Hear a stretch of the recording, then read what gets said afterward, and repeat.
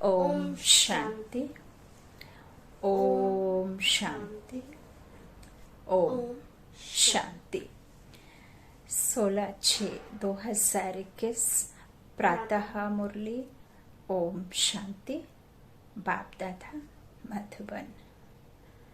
आज प्यारे प्यारे मीठे मीठे ज्ञानदाता ज्ञान सागर शिव बाबा ने मुरली में कहा, मीठे बच्चे, तुम्हारे पास अविनाशी ज्ञान रत्नों का अथाह खजाना है।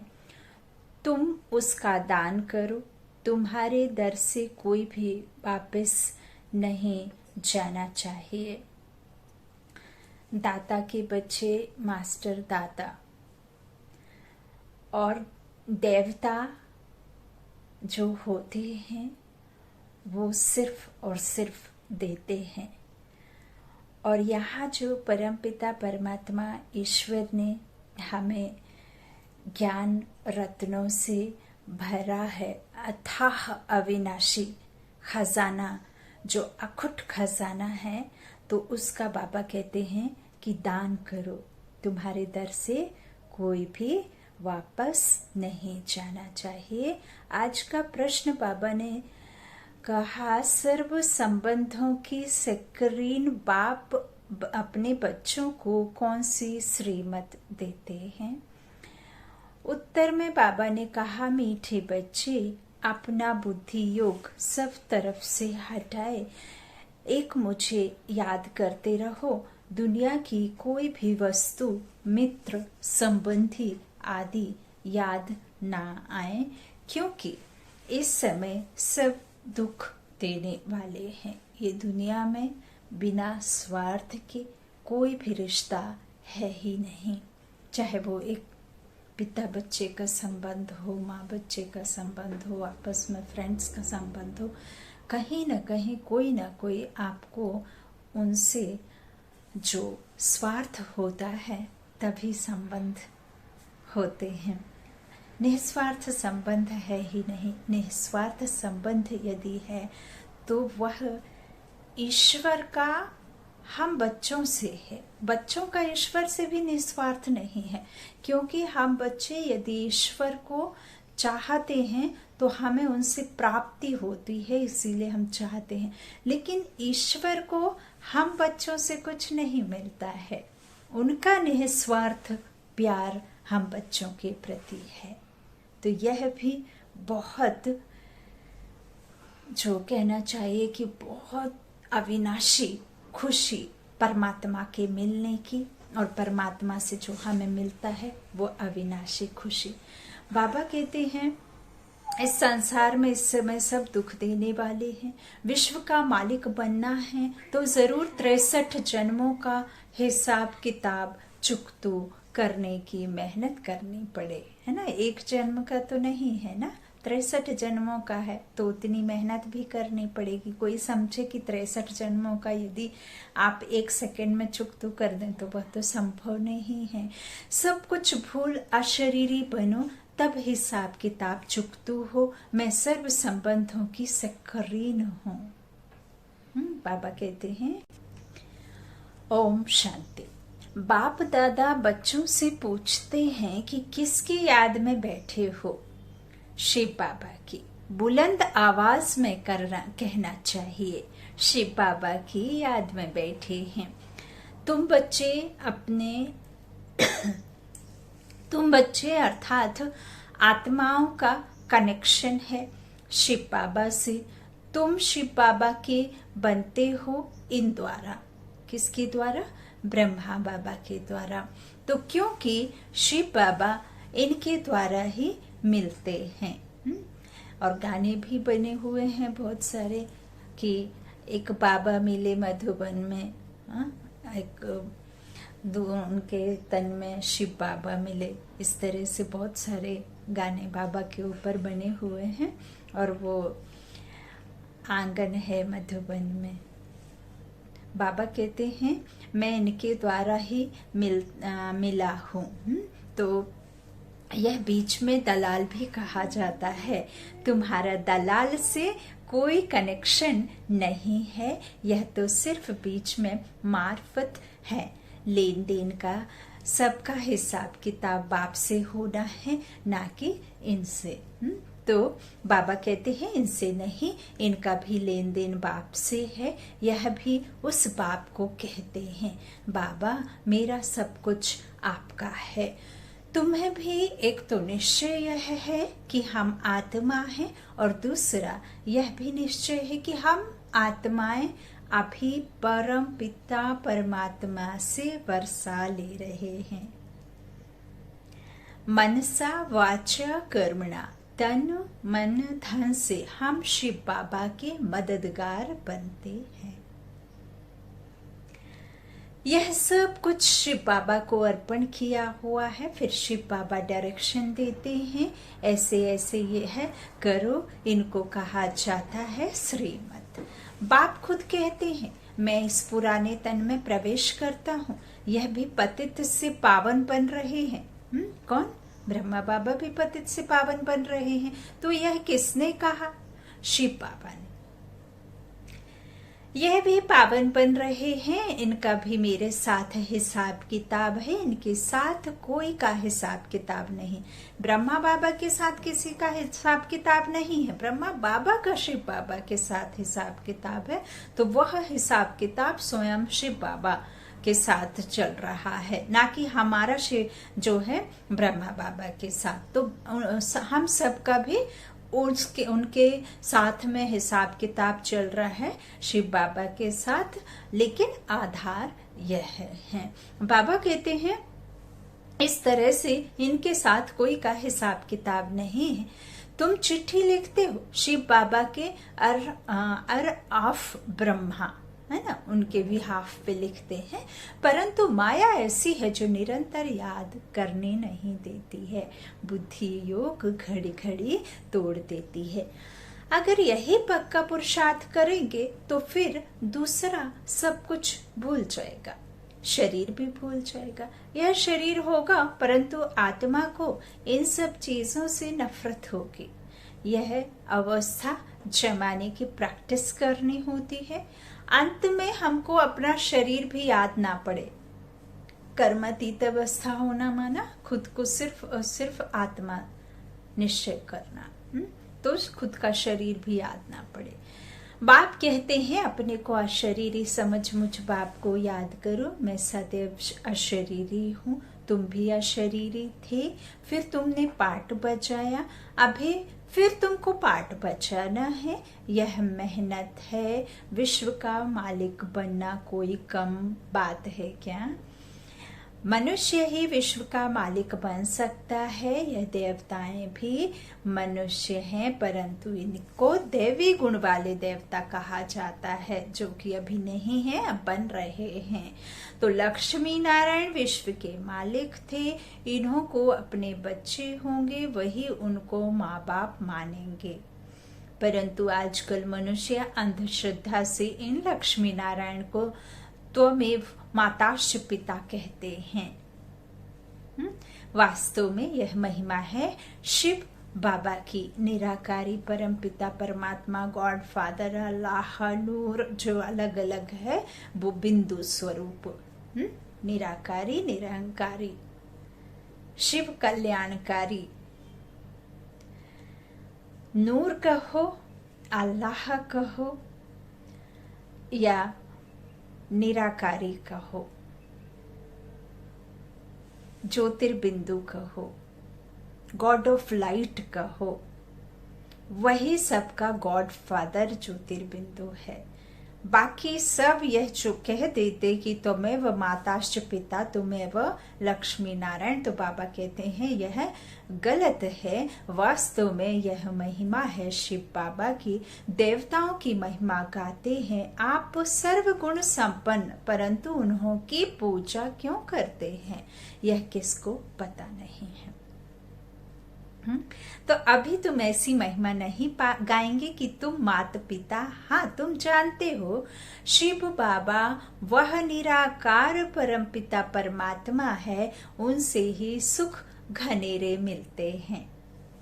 बाकी जो भी संबंधी आदि हैं उनसे दुख ही मिलता है। और यह भी हमारे जो देवी देवताएं हैं वह भी हमारे पूर्वज आत्माएं ही है ना। पूर्वज आत्माएं जड़ चित्रों की पूजा करते हैं, होकर गई, अभी है नहीं, वो होकर गई, वो वैसे थे अब है नहीं है, तो उनको वो हमारे कहना चाहिए संबंधी ही हैं, आधारभूत।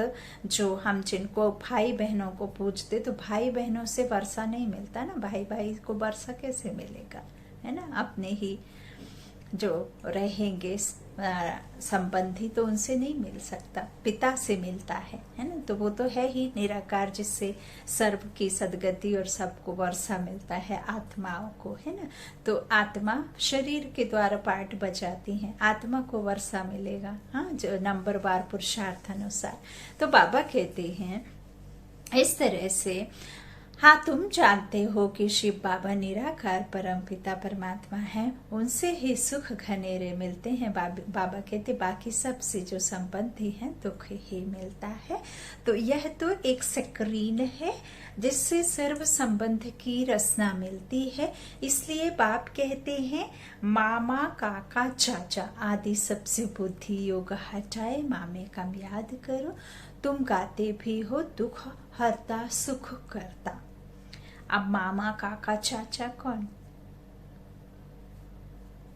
जो ये शास्त्र आदि बनाए हुए हैं, तो वो शास्त्र आदि तो भक्ति काल में बनाए गए हैं, जब हम दुखी हुए, तो जिसकी जो मत आई, जैसा जिसको लगा वैसे ही उन्होंने उसमें लिख दिया, और फिर वो शास्त्रों को पढ़ना और ये सब किया।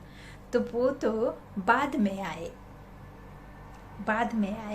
तो बाद में आए तो वो उनके वर्जन्स हो गए ना। तो फिर उनसे कैसे जो है वर्षा मिलेगा, है ना।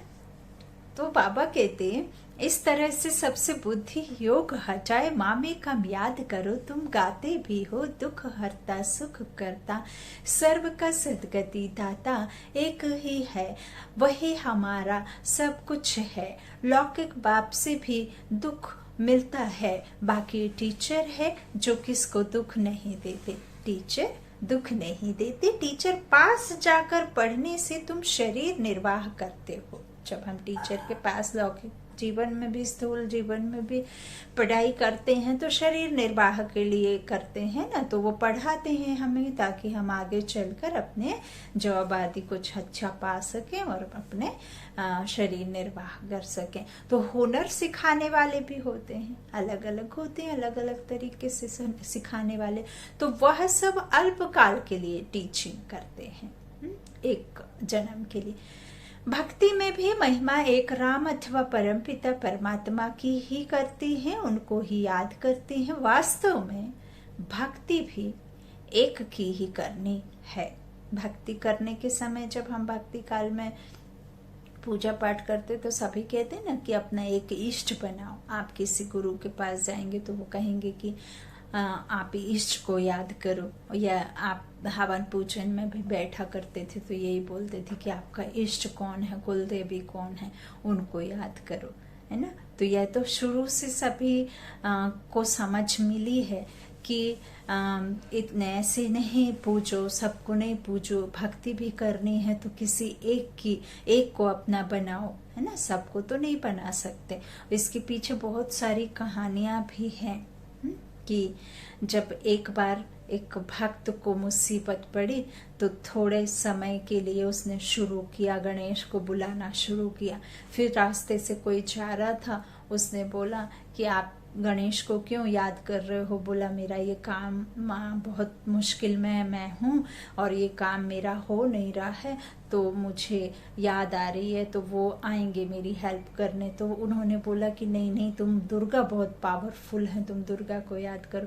तो दुर्गा दुर्गा कहने लगा, आओ आओ करके मेरी ये सहायता करो। फिर और एक और निकला, उसने भी सेम क्वेश्चन पूछा। उसने कहा नहीं नहीं, तुम गलत कर रहे हो, तुम एक काम करो कि तुम हनुमान जी को बुलाओ। तो उसने हनुमान जी को बुलाना। तो जैसे ही वहाँ से सब शुरू करते ही हैं, अपना कदम निकालते ही हैं, उनका हेल्प करने के लिए, वैसे ही वो दूसरे को आवाज लगाने लग जाते, तो वो ठहर जाते हैं कि क्या पता ये एक्चुअल में किसको बुला रहे हैं, है ना। तो ऐसे उनमें भी तो फिर कंपटीशन जैसे हो जाता है कि जब सबको बुला रहे हैं, उन्होंने सोचा वो चले जाएंगे, उन्होंने सोचा वो चले जाएंगे, इस चक्कर में वो पुकारते भी रहते हैं और वहां से कोई आता भी नहीं है ना। तो भक्ति भी एक की ही करनी चाहिए। बाबा कहते हैं वह एक ही तुमको पूज्य बनाते हैं, है ना, क्योंकि वह एक ही तुमको पूज्य बनाते हैं और तो कोई तुम्हें पूज्य बना ही नहीं सकता। जो कर्म गति में आते हैं, जो खुद कर रहे हैं, वो कैसे आपको ऊंचा बनाएंगे, है ना। कर्म करने वाला कर्मों की गुहा गति को थोड़ी समझेगा, जैसे कर्म की गुहा गति पता है वो तो एक है ना।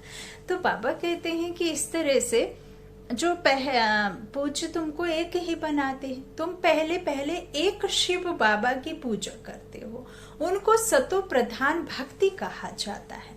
फिर आत्मा भी सतो प्रधान से सत्तो रजो तमो बनती है। तुम समझते हो हम पुजारी बनते हैं, तुम पहले एक शिव की ही पूजा करते हो, फिर कलाएं कमती होती जाती हैं, भक्ति भी सतो प्रधान से सतो रजोतमो बन जाती है, 3 स्टेजेस होती है।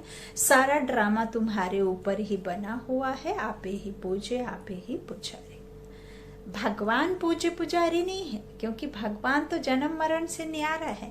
हम आत्माएं पूज्य से पुजारी बनती हैं, है ना। जब हम निर्विकारी रहते हैं तो पूज्य रहते हैं, और जब विकारों में आ जाते हैं, वाम मार्ग में देवी देवता गिर जाते, तो उस समय उन्हें देवी देवता नहीं कहते, वो मनुष्य की दुनिया में आ जाते हैं, है ना। काम विकार काम चित्ता पर बैठ काले हो जाते हैं, तो फिर वो मनुष्य हो जाते हैं, रावण राज्य में आ जाते हैं, विकारों को रावण कहते हैं। तो इस तरह से फिर उन्हें जो है देवी देवता कह ही नहीं सकते। तो पूज्य पुजारी जो है हम आत्माएं ही बाबा कहते बनते हैं, मैं नहीं बनता हूँ। तो इस तरह से बाबा कहते हैं कि पहले आपे ही पूज्य आपे ही पुजारी, जो 84 जन्म पूरे लेते हैं उनकी ही कहानी है, उनको ही बाप बैठ बताते हैं। तुमने 84 जन्म कैसे लिए हैं, हिसाब ही उनका है। जो पहले पहले पूज्य देवी देवता बनते हैं वही पुजारी बनते हैं। बाप कहते हैं मैं कल्प कल्प आकर तुमको पढ़ाता हूँ और देवी देवता धर्म की स्थापना करता हूँ, राजयोग सिखाता हूँ। गीता में भूल से भी कृष्ण भगवान, जो भूल से कृष्ण भगवान वाच लिख दिया है, भगवान तो एक ही होता है। वह तो कहते ठक्कर भित्तर कण कण में परमात्मा है, परंतु ऐसे तो हो नहीं सकता। भगवान की तो महिमा अपरंपार है। कहते हैं हे बाबा तुम्हारी गति मत न्यारी, अर्थात तुम्हारी जो श्रीमत मिलती है वह सबसे न्यारी है। बाबा न्यारा और प्यारा है, क्योंकि हमें न्यारा और प्यारा बनाता है, खुद को न्यारा और प्यारा भी बनाता है। तो बाबा कहते, बाप को कहते हैं गति सदगति दाता परमपिता परमात्मा। तो बुद्धि ऊपर में जाती है। अगर ठिक्कर भित्तर में होते, भगवान कण कण में होते, तो आपकी बुद्धि, जैसे ही आप उस भगवान को याद करते हैं, ईश्वर को याद करते हैं, तो बुद्धि कभी भी ऊपर की ओर नहीं जाती। भगवान को याद करते ही बुद्धि ऊपर का जाना, अर्थात वो कण कण में नहीं है, वो ठिक्कर भित्तर में नहीं है, क्योंकि इशारा ऊपर की ओर होता है। बाबा कहते इस तरह से परमात्मा, परमपिता परमात्मा तो ऊपर, बुद्धि ऊपर में जाती है, दुख के टाइम उनकी ही याद आती है। अगर राम सीता बुद्धि में हो फिर तो सारा रामायण बुद्धि में आ जाए। तुम तो पुकारते ही हो उस एक बाप को, सिवाय एक बाप के कोई भी साकारी मनुष्य व आकारी देवता से बुद्धि नहीं लगानी है, ना तो साकारी मनुष्य से और ना ही उस कहना चाहिए कि जो रामायण में आते ना, तो बाबा कहते देवता से बुद्धि लगानी नहीं है, तो पतित पावन है एक ही पाप। तो कोई भी सत्संग में जाकर यही गाते हैं, पतित पावन सीताराम, है ना। तो अर्थ कुछ नहीं, यह सब है भक्ति मार्ग का गायन। अब रामायण बनी थी तो वो रामानंद सागर की वो घर घर चित्र बिठा लिए थे, घर घर पूजा करने लगे थे, उन्हें ही राम सीता समझने लगे थे। तो ये सब बातें बाबा कहते हैं कि अर्थ नहीं समझते, सब रावण की जेल में है। भक्ति मार्ग में बहुत भटकते हैं, यहाँ भटकने की कोई बात नहीं। बाप समझाते हैं बच्चों को, पॉइंट्स बुद्धि में अच्छी रीति धारण करनी है। यहाँ कोई किताब की पढ़ाई नहीं है, यहाँ कोई आपको मंत्र की पढ़ाई नहीं है, यहाँ कोई आपको जल चढ़ाने की या ऐसे कोई फूल बेल पत्र चढ़ाने की कोई बाबा ने बात कही नहीं है। बाबा कहते हैं जो मैं पॉइंट्स देता हूँ उसे अच्छी रीति धारण करना है।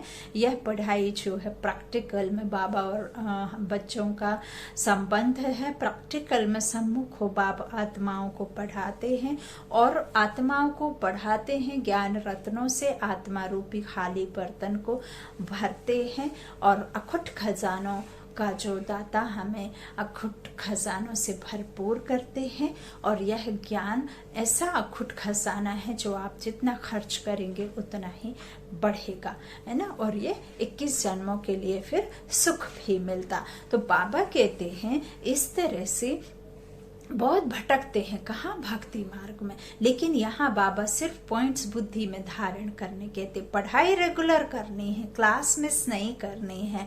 अगर कोई कारण से सवेरे नहीं आ सकते हो तो दोपहर को आ जाना चाहिए, है ना। दोपहर में नहीं तो शाम को चले जाओ।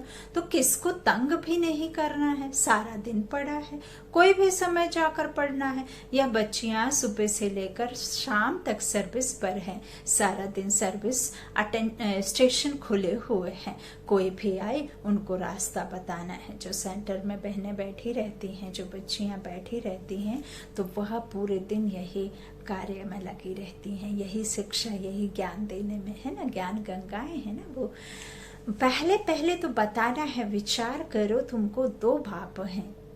दुख में पारलौकिक बाप को याद करते हैं ना, करते हैं कि नहीं। तो अभी शिव बाबा कहते हैं मामेकम याद करो। हाँ, मौत तो सामने खड़ा है, यह वही महाभारत लड़ाई है। हाँ, भल बड़े पदमपति करोड़पति हैं, बड़े बड़े मकान आदि बनाते हैं, परंतु वह रहने थोड़े ही हैं, यह सब टूट जाने हैं। वह समझते हैं कलयुग की आयु लाखों वर्ष है, इनको कहा जाता है घोर अंधियारा। कोई के पास पैसे हैं, पूछते हैं मकान बनाए, बाबा कहेंगे पैसे हैं तो भल बना लो। पैसे भी तो मिट्टी में मिल जाने हैं, यह तो टेम्परेरी है, नहीं तो यह सब पैसे भी चले जाएंगे, कुछ भी रहेगा नहीं।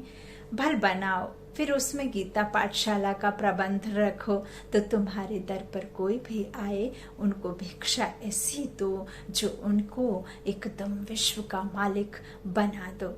तुम्हारे पास अथाह ज्ञान धन है, इतना कोई के पास नहीं है। तुम्हारे पास सबसे साहूकार वह है जिनके पास बहुत ज्ञान रत्न बुद्धि में भरे हुए हैं। बाबा कहते कोई भी आए तो तुम उनकी झोली भर दो, तुम्हारे पास इतना खजाना है। और आज के संसार में सबसे ज्यादा प्रेम और शांति सुख जो किसी के पास नहीं है। तो आप जो दे रहे हैं, जो आप सुना रहे हैं, जो आपको मिला है, वह इस संसार में आज के समय में सबसे ज्यादा जरूरत है, क्योंकि यही सबसे ज्यादा कमी है। आज के संसार में लोगों के पास स्थूल धन तो बहुत है, लेकिन उनके पास शांति सुख प्रेम आनंद नहीं है। वह खजाना आपका बहुत अमूल्य तोहफा है ना, मनुष्यों के लिए। तो इस तरह से बाबा कहते हैं तुम्हारे पास है ना कोई भी आए तो किसी को भी वापस मत लौटाओ, है ना। और उन्हें जो है कोई भी आए तो झोली भर दो, तुम्हारे पास इतना खजाना है, सिर्फ यह बोर्ड लगा दो, आओ तो हम आपको सदा सुखी स्वर्ग का वर्षा पाने का रास्ता बताएं। परंतु बच्चों में वह नशा नहीं रहता। यहाँ नशा चढ़ता है, बाहर जाने से भूल जाता है। शौक होना चाहिए, कोई भी आए उनको रास्ता बताएं जो बेड़ा पार हो जाए। तुम्हारे पास बहुत भारी धन है, कोई भी भिखारी आए व लखपति आए तो तुम उनको भी बहुत रत्न दे सकते हो। बाबा यहाँ नशा चढ़ाता है, फिर सोडा वाटर हो जाता है। बाबा तुम्हारी अविनाशी ज्ञान रत्नों से झोली भर देते हैं, परंतु नंबरवार हैं, किसकी तकदीर में है तो पूरी रीति धारण कर लेते हैं। बाबा कहते हैं कोशिश कर तुम निरंतर याद में रहो, ऐसे नहीं कि सेंटर में जाकर एक जगह बैठना है, नहीं। चलते फिरते जो भी समय मिले बाप को याद करते रहना है। हथ कारडे दिल अर्थात बुद्धि का योग बाप के साथ और अपने हाथों से कर्म करते रहो, है ना। बाप की याद से तुम्हारा बहुत कल्याण होगा, वह है ही कल्याणकारी। सिर्फ नाम ही सर्व खजानों की चाबी है। 21 जन्म के लिए तुम साहूकार बन जाते हो। बेहद का बाप बेहद का वर्षा देते हैं। भारत स्वर्ग था, अब नहीं है, अब नरक है। बाप कहते हैं अब मुझे याद करो तो तुम्हारी आत्मा सतो प्रधान बन जाएगी। बाप को याद करेंगे तो नशा चढ़ेगा। हमारे जैसा धनवान सृष्टि में कोई नहीं है। बाप ही याद नहीं होगा तो धन कहाँ से आएगा। हाँ, जो धन देने वाला है उस धनी को ही आप याद नहीं करेंगे तो धन कहाँ से आएगा। बाबा कहते हैं इस तरह से आप उसे याद नहीं करेंगे तो कहाँ से आएगा। स्वर्ग में तो तुम बच्चों को अपार सुख मिलता है। शास्त्रों में तो कितनी दंत कथाएं लिख दी हैं, गाते भी हैं। राम राजा राम प्रजा धर्म का उपकार है। हाँ, तो फिर कहते राम की सीता चुराई गई, बंदरों की सेना ली। आगे खुद भी पढ़ते थे। हाँ, तो खुद भी समझते नहीं थे क्योंकि वो नॉलेज खुद के हमारे पास भी नहीं थी, तो हमें अब समझ मिली है ना। बाबा कहते हैं कि खुद भी पढ़ते थे क्योंकि समझते नहीं थे। अब कितना समझ में आता है, कितनी वंडरफुल बातें लिखी हैं। बाप कहते हैं मुझे प्रकृति का आधार लेना पड़ता है, शरीर रूपी प्रकृति का आधार लेना पड़ता है। और उसे प्रकृति क्यों कहा जाता है शरीर को, क्योंकि वह 5 तत्वों से बनी हुई होती है ना। तो 5 तत्वों में ही वो विलीन हो जाती है, इसीलिए ये अविनाशी आत्मा और ये शरीर विनाशी, और ये 5 तत्वों का बना 5 तत्व में ही मिल जाता है। और तो प्रकृति शरीर को कहा गया है, पुरुष आत्मा को कहा गया है ना। तो अब वो पुरुष जो आत्मा रूपी पुरुष है वह जो है तमो प्रधान बन गए, अब उसे ही सत्व प्रधान बनाना है ना। तो अभी बाबा कहते हैं इस तरह से कितनी वंडरफुल बातें हैं ना, है ना। तो अब कितना समझ में आता है। बाबा कहते हैं मुझे प्रकृति का आधार तो लेना पड़ता है। त्रिमूर्ति में भी ब्रह्मा विष्णु शंकर दिखाते हैं, परंतु ऊपर का जो सुप्रीम सोल निराकारी शिव परमात्मा को गोल कर दिया वहां से, जबकि ये त्रिमूर्ति तो उनकी रचना है ना, उनके बच्चे हैं ये। तो त्रिमूर्ति में भी ब्रह्मा विष्णु शंकर दिखाते हैं, परंतु यह भी समझते नहीं कि विष्णु कौन है, कहाँ के रहने वाले हैं। विष्णु के मंदिर को नर नारायण का मंदिर कहते हैं, परंतु अर्थ कुछ भी नहीं समझते हैं। वह नर से नारायण बनाने वाला कौन है और विष्णु कहाँ रहते हैं, कौन सी पुरी का मालिक है, और ब्रह्मा कौन और शंकर कौन। यह सब कुछ भी नहीं समझते, जबकि बाबा कहते हैं कि ब्रह्मा तो यहाँ होना चाहिए ना पतित दुनिया में, तभी तो पावन दुनिया की उनके द्वारा स्थापना होती है और उनके द्वारा स्थापना होती है। लेकिन करण करावनहार शिव परमात्मा उनके द्वारा, इस कहना चाहिए कि जो हमारा विष्णुपुरी का मालिक जो बनता है उसी के द्वारा इधर ब्रह्मा के द्वारा स्थापना का कार्य कराते और विष्णु द्वारा फिर पालना होती, तो वही नर से नारायण बनते हैं, है ना। तो बाबा कहते हैं यह सब बातें नहीं जानते हैं।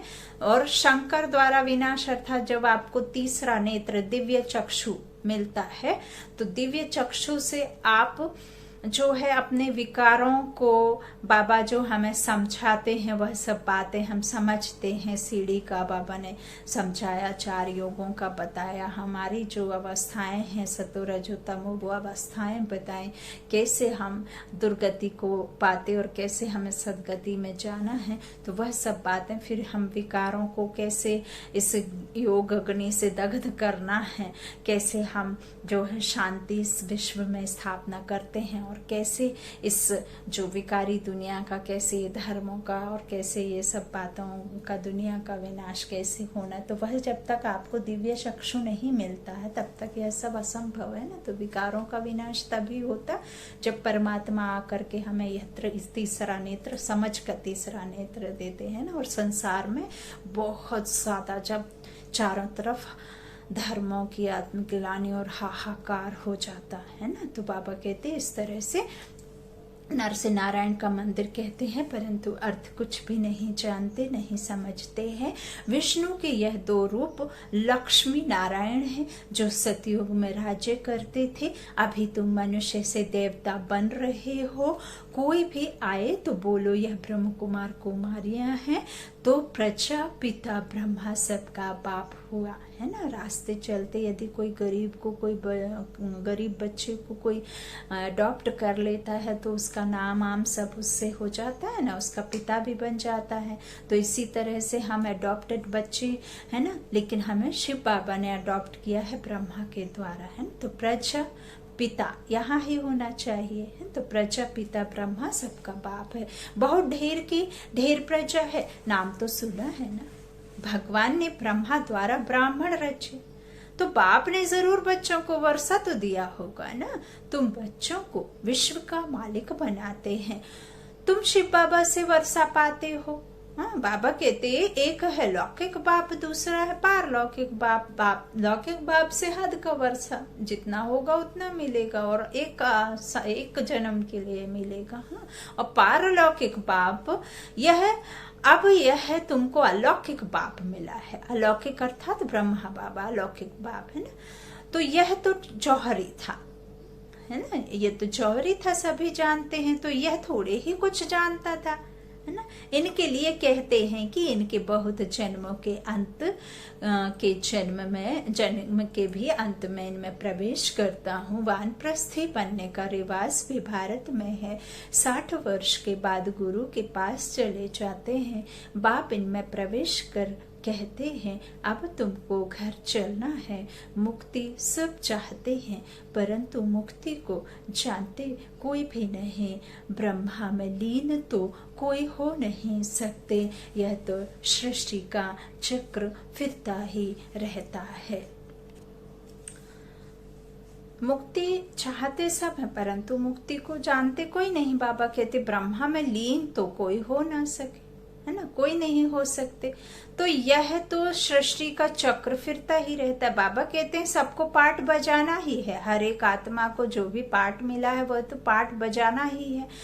कहते हैं वर्ल्ड की हिस्ट्री ज्योग्राफी रिपीट, यह अनादि ड्रामा बना हुआ है। यह कभी ना खत्म होने वाला ड्रामा अनादि है। इसका कोई काउंटिंग नहीं है, है ना, इन्फिनिटी बोलते हैं वह है। बाबा कहते 84 जन्मों का पाठ तुमको बजाना ही है। यह ज्ञान डांस होती है, वो लोग फिर डमरू दिखाते हैं। तो अब सूक्ष्म बतनवासी शंकर डमरू कैसे बजाएगा? हाँ, सूक्ष्म बतन में तो ये सब होता नहीं है, है ना। साकार तो कुछ होता नहीं है। तो वहां पे ये सूक्ष्म वतन में जो शंकर आदि दिखा देते हैं, डमरू दिखा देते हैं, बैल के ऊपर सवारी दिखा देते हैं, भूत प्रेत सब वहां दिखा देते हैं, तो बाबा कहते हैं यह सब तो वहां नहीं होता ना। हाँ, तो वहां तो सिर्फ साक्षात्कार के लिए सब चीजें रखी गई, तो फिर कैसे डमरू बजाएगा। बाप ने समझाया है, तुम बंदर मिसल थे तो तुम बंदरों की सेना ली। बंदरों के मिसल थे तो इसीलिए बंदरों की सेना ली। तो तुम्हारे आगे बाबा ज्ञान का डमरू बजा रहे हैं, तुमको ज्ञान देते हैं। अभी तुम्हारी सूरत और सीरत दोनों पलटा रहे हैं, है ना, सूरत भी और सीरत भी। काम चिता पर बैठ तुम काले हो गए हो, बाबा फिर तुमको ज्ञान चिता पर बिठाए, सूरत और सीरत दोनों पलटाए, सांवरे से गोरा बना देते हैं। यहाँ बाबा कितना नशा चढ़ाते हैं, फिर नशा गुम क्यों होना चाहिए। अच्छा, बाप दादा का याद प्यार, मीठे मीठे सीखिलाधे बच्चों प्रति माता पिता बाप दादा का याद प्यार और गुड मॉर्निंग। रूहानी बाप की रूहानी बच्चों को नमस्ते। हम रूहानी बच्चों की रूहानी माता पिता बाप दादा को याद प्यार और गुड मॉर्निंग। शुक्रिया बाबा, मीठे बाबा, प्यारे बाबा। धारणा के लिए मुख्य सार है, पहला, बाप ने जो अथाह ज्ञान का धन दिया है उसे धारण कर स्वयं भी साहूकार बनना है और सबको दान भी देना है। जो भी आए उसकी झोली भर देनी है। दूसरा, बाबा ने कहा बाप की याद से ही कल्याण होना है, इसलिए जितना हो सके चलते फिरते बाप की याद में रहना है। सर्व संबंधों की रचना एक बाप से लेनी है। वरदान है, सारे वृक्ष की नॉलेज को स्मृति में रख, तपस्या करने वाले सच्चे तपस्वी बा सेवाधारी भव। भक्ति मार्ग में दिखाते हैं कि तपस्वी वृक्ष के नीचे बैठकर तपस्या करते हैं। इसका भी रहस्य है। आप बच्चों का निवास इस सृष्टि रूपी कल्प वृक्ष की जड़ में है। वृक्ष के नीचे बैठने से सारे वृक्ष की नॉलेज बुद्धि में स्वतः रहती है, तो सारे वृक्ष की नॉलेज स्मृति में रख, साक्षी होकर इस वृक्ष को देखो तो यह नशा खुशी दिलाएगा और इससे बैटरी चार्ज हो जाएगी। फिर सेवा करते भी तपस्या साथ साथ रहेगी। आज का स्लोगन बाबा ने दिया है, तन की बीमारी कोई बड़ी बात नहीं, लेकिन मन कभी बीमार ना हो। तन की बीमारी कोई बड़ी बात नहीं, लेकिन मन कभी बीमार ना हो।